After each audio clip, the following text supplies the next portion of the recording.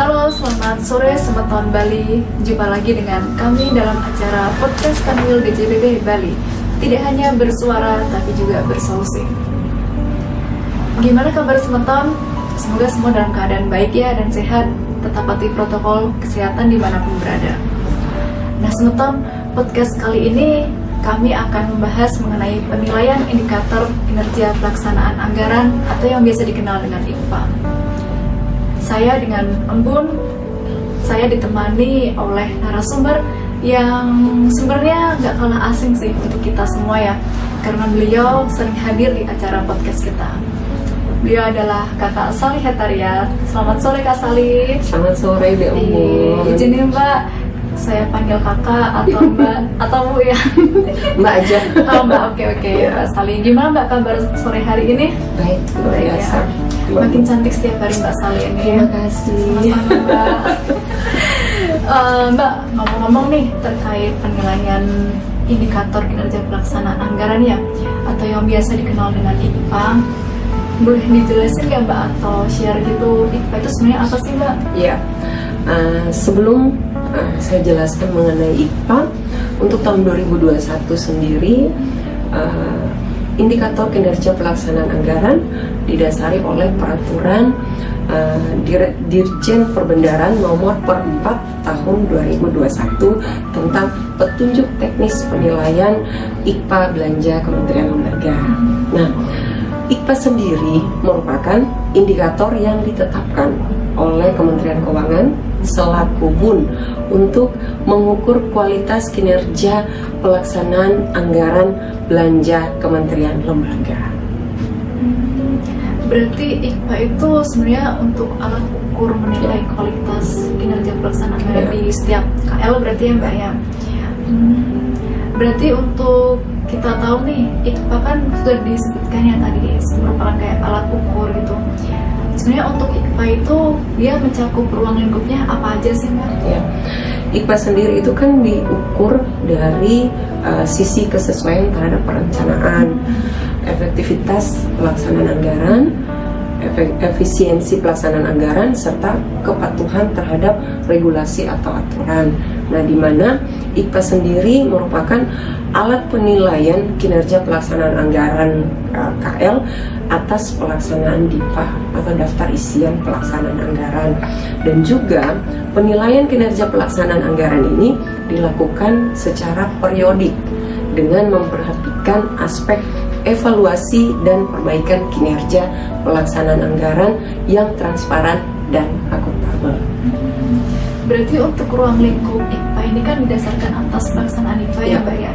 Dan ternyata penilaian kinerja juga dilaksanakan berdasarkan secara periodik itu. Iya, kalau boleh tahu periodiknya itu berapa kali, atau berapa bulan atau triwulanan gitu Mbak? Nah, untuk penilaian IKPA sendiri itu kan ada nanti 13 macam indikator. 13 macam indikator yang dinilai dalam penilaian IKPA ini sendiri. Nah, dari 13 indikator ini sendiri, penilaiannya itu ada yang per triwulan, ada juga yang nanti dinilainya itu 1 tahun gitu. Nanti dia dinilainya itu beda-beda berdasarkan 13 indikator IKPA ini. Gitu. Oke. Berarti karena ada penilaian IKPA ini pasti ada tujuannya kan ya Mbak ya? Ada, jelas. Boleh nih Mbak, tujuannya apa sih sebenarnya ada sampai ada penilaian IKPA untuk setiap KL gitu? Ya. Nah, sebelum kita masuk ke tujuan dilakukan penilaian IKPA ini sendiri, namun kita harus lihat dulu nih yang melatar belakangi kenapa sampai dilakukannya penilaian IKPA ini. Yang pasti karena adanya permasalahan dalam pelaksanaan anggaran. Nah, permasalahan itu diantaranya karena perencanaan kas yang kurang baik, kemudian alokasi anggaran yang kurang wajar, kemudian juga bisa karena realisasi yang tidak sesuai dengan rencana penarikan dana oleh Kementerian Lembaga atau Satker itu sendiri, dan juga salah satunya karena pencapaian output yang di bawah target atau tidak sesuai dengan target yang telah ditetapkan pada waktu ditetapkannya DIPA oleh KL. Ternyata latar belakang dari penilaian IPA Iya. itu banyak banget ya Mbak ya. Banyak banget, Dari banyak mulai banget. perencanaan kurang baik, alokasi yang kurang wajar, pelaksanaan kegiatan tidak sesuai jadwal, realisasi tidak sesuai dengan rencana Banyak penarikan dana, sekali. dan banyak banget Iya. ternyata ya Mbak ya. Makanya itu yang banyaknya permasalahan-permasalahan itu, makanya itu dilakukanlah penilaian IPA ini dengan tujuan yang ada 3 ya Mbak Munia. Di antaranya kelancaran pelaksanaan anggaran, mendukung manajemen kas, dan meningkatkan kualitas laporan keuangan. Oh gitu. Berarti dari sekian permasalahan yang ada itu ada 3 tujuan untuk Iya. penilaian IPA itu ya Mbak ya. Tadi terkait kelancaran pelaksanaan anggaran, kemudian mendukung manajemen kas, dan meningkatkan kualitas laporan keuangan. Tadi Mbak sebutin nih Mbak di awal terkait definisi ya, atau pengertian dari IPA itu. Iya. Untuk mengukur kualitas kualitas pelaksanaan anggaran. Ya, benar. Sebenarnya untuk mengukur itu pasti ada acuan gitu ya Mbak, kalau Iya. nggak salah. Pasti ada pedoman untuk mengukur. Nah, untuk mengukurnya itu seperti apa? Apakah dia ada patokannya kayak gitu Mbak? Ya, ya. Jadi ada beberapa aspek yang diukur dalam IPA. Seperti yang tadi saya jelaskan di awal di definisi IPA tadi. Yang pertama itu adalah kesesuaian antara perencanaan dengan pelaksanaan anggaran, efektivitas pelaksanaan anggaran, kepatuhan terhadap regulasi di bidang pelaksanaan anggaran, dan efisiensi pelaksanaan anggaran itu sendiri. Nah, kalau dilihat dalam IPA sendiri kan yang tadi sudah saya sebutkan bahwa terdapat 13 macam indikator yang dinilai dalam penilaian IPA. Adalah realisasi anggaran, konfirmasi output, data kontrak, penyelesaian tagihan, SPM yang akurat, dispensasi SPM, kemudian ada pengolahan UP dan TUP, revisi DIPA, Renkas atau rencana penarikan dana, kemudian ada deviasi halaman 3 DIPA, kemudian ada penyampaian LPJ bendahara, dan juga penyelesaian pagu minus dalam belanja. Nah, kalau mau dilihat dari aspek pengukurannya itu sendiri, yang biasanya yang sesuai dengan tupoksi di Kanwil di kantor wilayah ini, karena dari 13 indikator itu tidak semuanya dinilai di Kanwil DJPB. Jadi dari 13 indikator itu ada terbagi penilaiannya yang memang hasil penilaiannya itu didapat dari kantor pelayanan perbendaharaan negara. Oh, jadi dari 13 indikator itu ada yang bagian dari Kanwil, ada yang bagian dari KPPN juga. Iya. Oh gitu. Berarti kalau misal tadi ada di Kanwil dan KPPN Mbak, mana aja sih yang ini tupoksinya Kanwil, ini tupoksinya KPPN gitu? Ya, kalau sesuai dengan tupoksinya itu, aspek pengukuran dalam IPA itu sesuai dengan tupoksi Kanwil. Ada revisi DIPA, ada deviasi halaman 3, ada pagu minus, ada penyerapan anggaran, dan juga dengan perencanaan kas. Nah, jika dilihat dari aspek pengukuran dalam IPA itu sendiri, kesesuaian antara perencanaan dan pelaksanaan anggaran itu merupakan penilaian yang dilakukan antara pelaksanaan anggaran dengan yang direncanakan dan ditetapkan dalam DIPA. Nah, itu semua yang ditetapkan dalam DIPA itu diantaranya revisi DIPA, deviasi halaman 3, serta pagu minus. Nah, tiga indikator itu yang dinilai dalam aspek pengukuran dalam IPA itu khusus yang berkaitan dengan tupoksi di Kanwil. Oh, berarti untuk di Kanwil itu hanya mencakup revisi DIPA, Ya. divisi halaman 3 DIPA, dan pagu minus ya Mbak ya, Ya. serta perencanaan kas ya.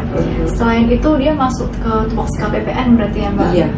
Nah, karena Mbak juga di bidang PPA 1 nih, Ya. nggak asing juga Mbak tentang revisi DIPA nih. Ya. Kayaknya kita khusus aja ya untuk penilaian IPA ini terkait dengan revisi DIPA. Nah, Karena revisi DIPA kan juga merupakan salah satu indikator penilaian IPA ya Mbak ya.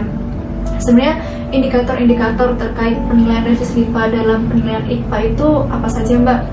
Nah, ada beberapa indikator, bukan beberapa indikator ya, di dalam revisi DIPA itu berkaitan dengan revisi DIPA ada beberapa hal yang dinilai ya. Jadi yang berkaitan dengan revisi DIPA itu revisi atau perubahan ya. Jadi setelah Satker mendapatkan DIPA dari kementerian lembaganya itu, maka Satker bisa melakukan revisi. Nah, revisinya itu bisa dilakukan di Kanwil maupun di PA maupun di DJA. Nah, indikator revisi DIPA ini sendiri dia dihitung berdasarkan frekuensi revisi DIPA yang dilakukan dalam 1 triwulan. Gitu. Yang tadi di awal sudah saya jelaskan bahwa beberapa indikator dalam IPA ini penilaiannya itu ada yang triwulan, ada yang tahunan. Nah, revisi DIPA ini frekuensi perhitungannya itu dihitungnya itu tiap triwulan. Oh, setiap triwulan berarti untuk perhitungan revisi DIPA. Iya, iya. Nah, kalau untuk penilaian revisi DIPA itu 1 triwulan ada batasan atau bebas aja kita merevisi DIPA itu, Mbak? Iya. Dalam setiap triwulan revisi DIPA itu hanya dilakukan 1 kali. Itu untuk mencapai perhitungan penilaian IPA yang optimal dan tidak berlaku kumulatif ya. Berarti tidak berlaku kumulatif, setiap triwulan hanya boleh 1 kali ya. Untuk biar mencapai optimal ya, nilai IPA yang optimal ya. Jadi kalau lebih berarti tidak mencapai target. Oh gitu. Kalau lebih dari sekali gitu dalam 1 triwulan. Tapi mungkin selama ini ada nggak sih Mbak Satker atau KL lain yang barangkali dalam 1 triwulan itu ada yang lebih dari 1 kali revisi DIPA? Ya, ada. Ada ya? Ada. Pasti ada. Ada juga yang 2 kali. Ada yang 2 kali. Ya. Berarti kalau udah kayak gitu Satker yang bersangkutan nggak mencapai target dong Mbak? Nah, dalam 1 tahun itu kan kita hitungnya ada 4 triwulan. Jadi kalau misalnya Satkernya itu di triwulan pertama mereka sudah merevisinya itu lebih dari sekali, biasanya itu solusinya Satker di triwulan berikutnya mereka mengurangi target revisinya. Biasanya sesuai dengan yang dipersyaratkan, yaitu cuma 1 kali dalam triwulan gitu ya. Berarti terkait revisi DIPA ini kan udah disebutkan ya tadi Mbak, periode penilaiannya pun secara triwulan dan bahkan setiap triwulan diusahakan hanya cukup 1 aja, 1 kali revisi untuk mencapai target optimal penilaian IPA itu ya Mbak ya. Nah, terkait revisi DIPA nih Mbak, yang menjadi salah satu indikator penilaian IPA, sebenarnya indikator revisi DIPA itu ada apa saja Mbak agar setiap Satker atau KL itu bisa mencapai target yang optimal? Jadi maksudnya indikator yang penilaian revisi DIPA, penilaian revisi DIPA gitu ya. Jadi revisi DIPA itu yang termasuk dalam perhitungan penilaian IPA itu sendiri adalah revisi pagu tetap. Nah, itu artinya revisi yang merupakan kewenangan di Kanwil. Nah, itu revisi pagu tetap yang disahkan oleh Kementerian Keuangan. Atau bisa juga revisi kewenangan KPA, revisi penghematan atau refocusing yang menjadi kebijakan pemerintah gitu. Nah, itu memang ada beberapa persyaratannya lebih rinci sebenarnya. Dan revisi-revisi yang menjadi kewenangan KPA atau kewenangan Kanwil, semuanya itu bisa dilakukan sesuai dengan peraturan revisi yang berlaku selama tahun 2021 ini sesuai dengan kewenangannya Kanwil. Misalnya ya, revisi di dalam 1 RO, 1 KRO gitu. Sebutannya itu sekarang tuh kan nggak ada lagi tuh output atau sub output, karena sekarang sebutannya itu udah diganti menjadi RO dan KRO. Jadi kalau misalnya Satker mau melakukan revisi dalam 1 KRO, dalam 1 RO, nah itu terhitung revisi DIPA di Kanwil. Nah itu menjadi 1 kali revisi di 1 triwulan gitu. Berarti untuk indikator revisi DIPA tadi juga udah disebutkan ya Mbak ya, ada banyak itu dalam frekuensi revisi DIPA dalam 1 triwulan. 1 kali. 1 triwulan 1 kali. Kemudian untuk mencapai target itu pun Satker juga diusahakan ya cukup 1 kali revisi itu aja ya Mbak ya. Dan kewenangan revisinya itu juga harus dilihat gitu.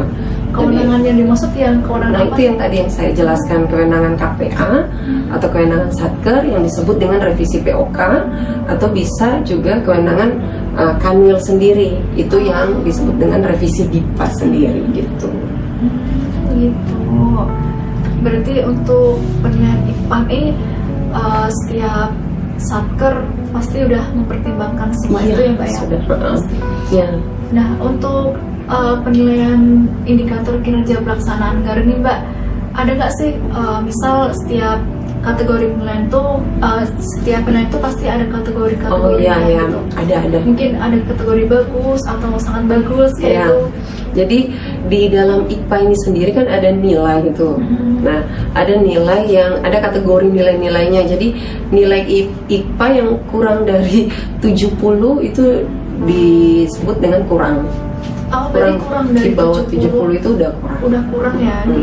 Berarti 70 itu kayak semacam batas KKM gitu batas, ya. Iya. Batas KKM kalau kita di masih sekolah gitu.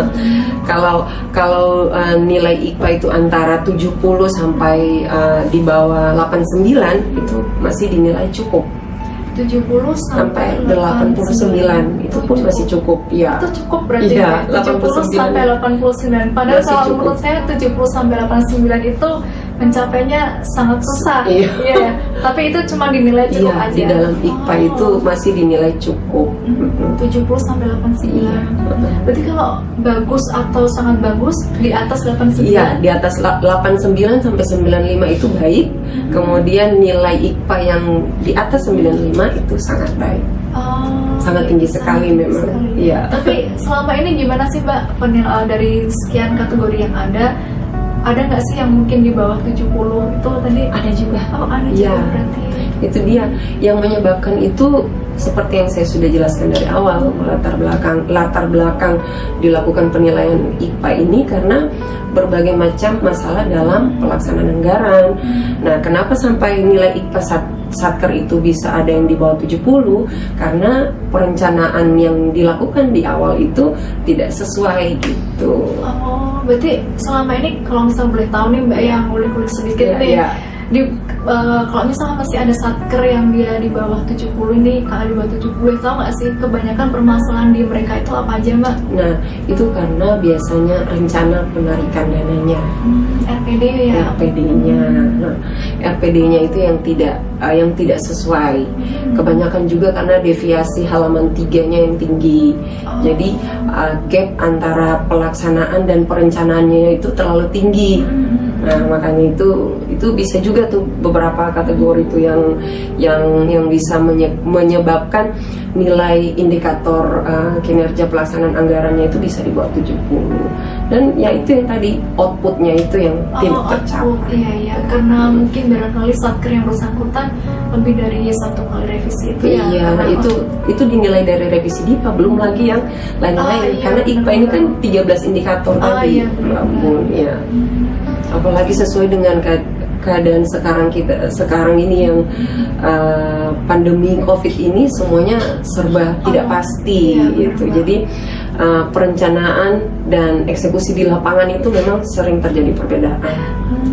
Tapi selama pandemi ini banyak sekali nggak sih Mbak Satker yang melakukan revisi lebih dari 1 kali atau beberapa kali dibanding sebelum pandemi nih? Iya. Banyak sekali. Pasti mempengaruhi. Sebelum pandemi biasanya Satker tuh masih bisa tuh perencanaan dan pelaksanaannya itu sesuai gitu. Tapi setelah masa pandemi ini pasti tuh udah meleset, ada beberapa. Gitu. Ada ya Pak? Ya, ada. Dari 13 indikator itu ada. Iya. Kalau misal ini nih Mbak terkait IPA, sebenarnya kedepannya tuh efek atau dampak dari penilaian IPA kepada Satker tuh apa sih Mbak? Atau Satker tersebut nanti revisinya ditahan atau gimana gitu? Ya. Nah, sebenarnya penilaian IPA ini dilakukan kan hanya sebenarnya untuk membuat pelaksanaan anggaran itu kan menjadi lancar. Itu kan tujuan utamanya untuk kelancaran pelaksanaan anggaran. Nah, kalau di penilaian IPA ini sendiri, terus ada satker-satker yang atau KL-KL yang memang masih belum sesuai dengan yang ditargetkan, maka ada beberapa hal yang memang kita berikan sanksi gitu, misalnya dalam dispensasi UP atau TUP, atau misalnya dalam pengajuan revisi DIPA-nya satker itu, kayak misalnya dalam 1 triwulan itu sudah melebihi dari 3 atau 4 kali. Nah, itu patut bisa kita lihat ulang, kita kaji ulang, kenapa nih sampai perlu dilakukan revisi dalam 1 triwulan itu 3 sampai 4 kali, karena itu sebenarnya udah tidak wajar. Oh, berarti kalau udah lebih 3 sampai 4 kali sebenarnya itu udah gak wajar. Itu patut kita kaji ulang ya. Gitu. Berarti terkait kinerja pelaksanaan anggaran, dan juga khususnya kita kan sekarang membahas mengenai revisi DIPA ya Mbak. Semua satker pasti udah pada paham kan ya terkait pilihan IPA. Iya, sudah paham. Jika saya khawatirnya tuh kalau misal barangkali terkait ada pilihan IPA udah dijelaskan juga indikator-indikator yang ada 13 itu, semua satker mungkin masih gak sih ada yang bingung atau belum paham? Kayaknya enggak sih ya, kayaknya enggak. Cuman memang untuk khusus tahun 2021 ini peraturan Dirjen Perbendaharaan sendiri pun sudah mengatur lebih rinci khusus untuk penilaian IPA sendiri. Lebih khususnya di salah satu 13 indikator tadi, yaitu capaian output. Nah, itu adalah indikator yang baru dibuat penilaiannya khusus untuk tahun 2021 ini, dan sosialisasi untuk IPA ini sendiri sudah dilakukan dari awal tahun. Jadi pilihan IPA dari Kanwil maupun KPPM pun juga menjelaskan kan ya Mbak ke satker gitu. Sudah. Kayaknya penilaian IPA terkait dengan khususnya revisi IPA pada sore hari ini, kalau menurut saya sudah sangat mencerahkan ya Mbak ya. Sebenarnya masih banyak pembahasannya ini Mbak, ampun, karena kan 13 indikator ini bener. Udah sama dengan 1 SKS ya. Udah kayak zaman kuliah 1 SKS nih Mbak, nggak cuma 1 SKS, barangkali 2 atau 3 SKS. Masih panjang kalau mau bahas 13 indikator IPA ini Mbak. Oke Mbak Sally, sepertinya untuk pembahasan mengenai penilaian indikator kinerja pelaksanaan anggaran khususnya revisi DIPA, sebenarnya nanti bisa menambah pengetahuan semeton-semeton Bali ya Mbak ya. Nanti mungkin next 13 indikator yang lain bisa nanti untuk sesi podcast selanjutnya ya. Barangkali Mbak Sally 12 indikator. Ini kan udah 1 dibahas. Oh iya, 1 kurang 12 lagi. Barangkali Mbak Sally atau teman-teman di bidang WPA 1 nanti Mbak untuk menjelaskan nih, sharing biar teman-teman atau satker KL itu tahu gitu, biar mereka bisa mencapai target yang optimal itu. Tapi sesuai dengan tupoksi Kanwil ya tadi. Benar-benar. Jadi dari 13 indikator itu ada 5 indikator yang sesuai dengan tupoksinya Kanwil gitu. Oke. Semoga nanti bisa next selanjutnya podcast bisa beriringan sama materi ini gitu Mbak. Siap. Oke, baik semeton. Demikian informasi terkait dengan penilaian indikator kinerja pelaksanaan anggaran atau IPA yang kami sampaikan. Oh ya Mbak Sally, terkait dengan acara kita podcast sore ini nih, nggak lepas banget dari bantuan teman-teman dan support dukungan dari teman-teman di balik layar semua nih Mbak. Terima kasih untuk Mas Doni, Dri Oke, Mas Andi, dan teman-teman yang lain. Terima kasih atas support dan bantuannya. Baik semeton, jangan lupa untuk subscribe, like, dan komen di medsos kita YouTube Kanwil DJPB Bali, dan juga ikuti serta follow akun medsos kita yang lain di Instagram, Twitter, dan juga Facebook. Jangan lupa di bawah ini Kanwil DJPB Bali ya. Dadah, sampai jumpa di next episode podcast Kanwil DJPB Bali. Tidak hanya bersuara tapi juga bersolusi.